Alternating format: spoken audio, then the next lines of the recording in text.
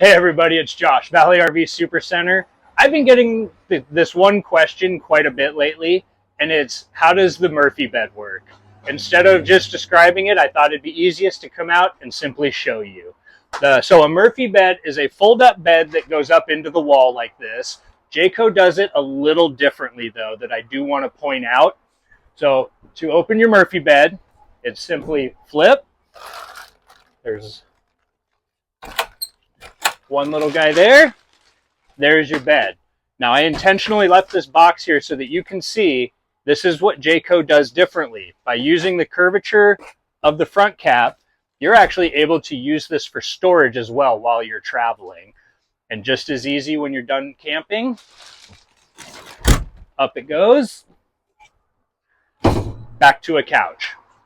That is a Jayco Murphy bed. In my opinion, hands down, the best Murphy bed in the entire industry. We are in a Jayfeather 19 MRK. If you'd like more information on this particular trailer or Murphy beds in general, please don't hesitate to call or text 253-737-2048. Look forward to camping.